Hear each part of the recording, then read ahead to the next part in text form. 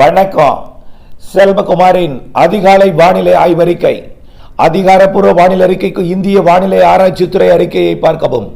2025 November 6 வியாழக்கிழமை அதிகாலை நிலவர வானிலை பதிவு. நேற்றைக்கு பெரும்பாலான மாவட்டங்களில், தென் மாவட்டங்களில் கூட மழைப்பொழிவு கொடுத்திருக்கிறது. 10 சென்டிமீட்டருக்கு மேல பல இடங்களில் பதிவாகியிருக்கு. டெல்டாவிற்குள்ளும் அந்த மழை. திருவாரூர் மாவட்டம் குடவாசலிலே 5 சென்டிமீட்டர் மழை பொழிந்திருக்கிறது. இதைவிட கூடுதல் மழை மயிலாடுதுறையிலும், தஞ்சாவூர் மாவட்ட வடக்கு பகுதி மற்றும் டெல்டாவோட தெற்கு பகுதி, மழைமானி இல்லாத பகுதியில், வேதாரண்யத்தில் மழைமானிலையும் பெருசா இல்லை, அதே மழைமானி இல்லாத பகுதியில் வெளுத்திருக்கு மழை.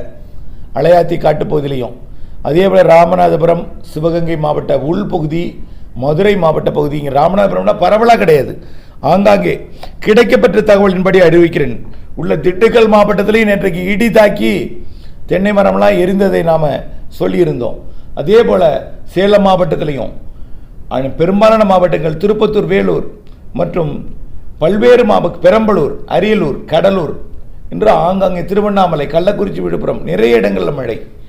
அப்படிங்கும்போது இன்றைக்கு கிடைக்கப்பட்ட மழைப்பொழிவை பார்ப்போம். அரியலூர் கிடைக்கப்பெறவில்லை என்னும் தகவல்.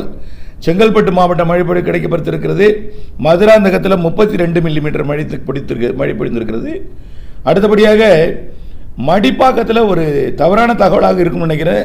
தானியங்கி மழைப்பதிவு மாநில 243 மில்லிமீட்டர் பதிவாயிருக்கு. சென்னையில் பெருங்குடி, மடிப்பாக்கம் 243 மில்லிமீட்டர் பெய்திருக்க வாய்ப்பு இல்லை. உண்மைத்தன்மை ஆராயப்பட வேண்டி இருக்கிறது.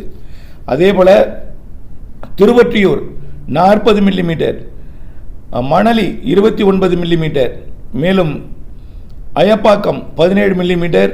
பல்வேறு இடங்களில் மழை. சைதாப்பேட்டை கூட 15 millimetre, Ennore 13 millimetre, Madhavaram 13 millimetre, Wimco Nagar 11 millimetre, Ambattur 11 millimetre என்று மழை. மேலும் மேடவாக்கம் 10 மில்லிமீட்டர், நிறைய இடங்களில் மழை. அடுத்தபடியாக சென்னையில் ஒரு பெரிய பட்டியலே இருக்கிறது, எல்லாம் குறைவான மழையாக இருக்குது. கோயம்புத்தூர் மாவட்டத்தில் வடக்கு பகுதியில் மழை பொழிந்தது, தகவல் கிடைக்கப்பெறவில்லை. கடலூர் மாவட்டத்தில் கொஞ்சம் பரவலான மழை பொழிவு, தகவல் கிடைக்கப்படவில்லை.